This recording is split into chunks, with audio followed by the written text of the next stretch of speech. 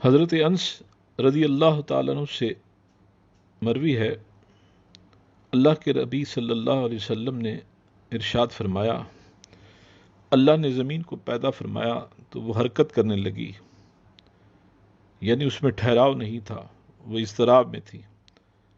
اللہ نے پہاڑوں کو پیدا کر کے زمین پر رکھ دیا، یعنی میخوں کی شکل میں، تو زمین کو قرار حاصل ہو گیا، وہ ٹھہر گئی۔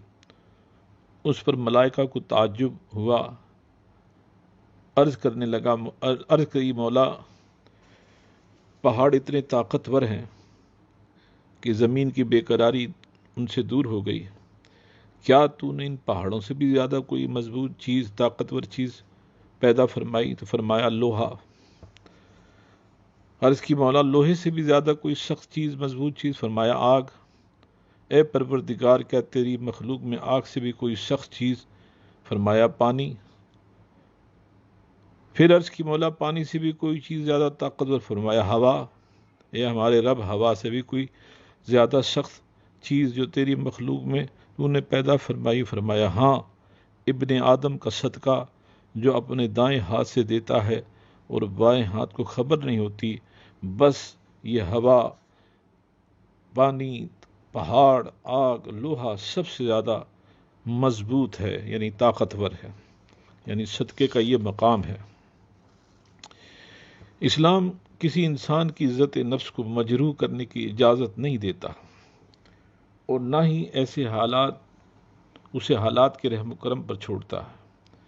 اس لیے ایک طرف اگر بھیک مانگنے والوں کے لیے سخت مذمت فرماتا ہے تو دوسری جانب یہ بھی حکم فرماتا ہے کہ وَأَمَّا السَّائِلَ فَلَا تَنْهَرْ، تمہارے پاس کوئی سائل آئے تو اسے خوش اسلوبی سے فارغ کرو، کچھ ہے تو دے دو، ورنہ اچھی بات کہہ کر اسے ٹال دو، اسے ذلیل اور حقیر جان کر اس کی توہین مت کرو، اور نہ ہی احسان جتلا کر اسے اذیت پہنچاؤ۔ حضور سرور عالم صلی اللہ علیہ وسلم نے مانگنے والے کی دل جوئی کرنے کے لیے ترغیب فرمائی ہے، یہاں تک فرمایا اگر کوئی سائل یعنی مانگنے والا گھوڑے پر سوار ہو کر آئے اور تمہارے پاس آئے اور تمہارے مال میں اس کا حق ہے، یعنی اسے خالی ہاتھ نہ واپس لوٹایا جائے، مطلب تم پیدل چل رہے ہو اور وہ گھوڑے پہ سوار ہے اور وہ تم سے سوال کرتا ہے، اور اگر تمہارے پاس اتنا ہے کہ تم اسے دے سکتے ہو تو سمجھ لو کہ تمہارے مال میں اس کا حق ہے، اسے واپس نہ لوٹاؤ۔ ارشاد فرمایا ہے میرے غلاموں، تم اپنے آپ کو غنی سمجھا کرو تو اللہ تعالیٰ تمہیں غنی کر دے گا۔ صحابہ نے عرض کی وہ کیسے؟ تو فرمایا اگر تمہیں صبح و شام کی یعنی 2 وقت کی روٹی کھانا میسر ہے تو اپنے آپ کو غنی تصور کرو، کیونکہ اس حالت میں بھی تمہارا مانگنا جائز نہیں۔ اللہ پر توکل کرنا، اللہ پر توکل کرنا یہ بہت بڑی نعمت ہے۔ اگرچہ آج کے حالات میں انسان اپنی ضرورتوں کے تابع ہو کر یہ سمجھ بیٹھا ہے کہ شاید یہ نہ ہوا، وہ نہ ہوا تو زندگی کیسے گزرے گی۔ اس حرص و ہوس میں انسان نے بہت سارے گناہوں کو اپنے سر پر بوجھ بنا لیا ہے، اور وہ ان ضرورتوں کو پورا کرنے کے پیچھے لگ جاتا ہے، اور ان ضرورتوں کو، جو ضرورتیں اگرچہ وہ نہ بھی ہوں اسباب تو زندگی گزر سکتی ہے، مگر کیونکہ ذہنی طور پر وہ ان کا غلام بن چکا ہوتا ہے، ان چیزوں کی ضرورت کو اپنے لیے لازم بنا چکا ہوتا ہے، تو ان کو پورا کرنے اور حاصل کرنے کے لیے وہ بہت سارے گناہ اور ظلم و زیادتیاں کر بیٹھتا ہے۔ حالانکہ اللہ پر بھروسہ کیا جائے، اللہ پر بھروسہ کیا جائے تو اللہ کبھی انسان کو رسوا اور ذلیل نہیں ہونے دیتا۔ آج دیکھیں چھوٹی سی بات ہے، 2 وقت کی روٹی کھانا، بھوک اور پیاس کی ضروریات، انسان کے لیے ہم وقت اس کے اوپر ایک دباؤ ڈالتی ہیں، اس ضرورت کے تحت وہ تلاش میں رہتا ہے۔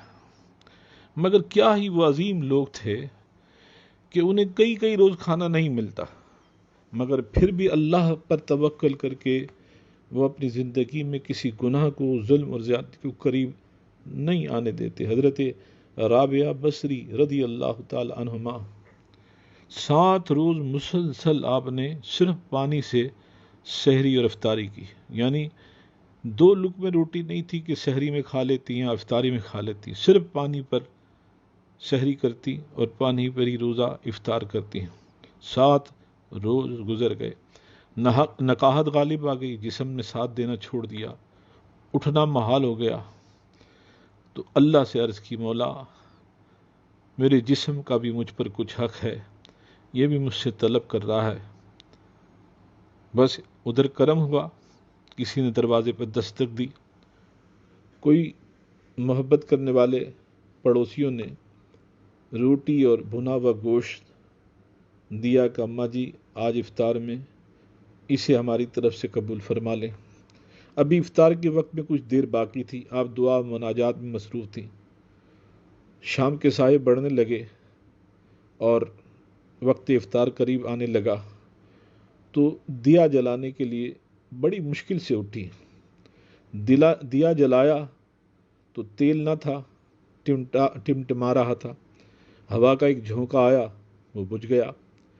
پلٹ کر جو آئیں تو دیکھا تو بلی آئی اور اس نے وہ گوشت کھا لیا اور روٹی کو کھانے کے قابل نہیں چھوڑا۔ دل میں سوچا شاید یہ اسی کا حصہ تھا، اسی لیے کھا لیا۔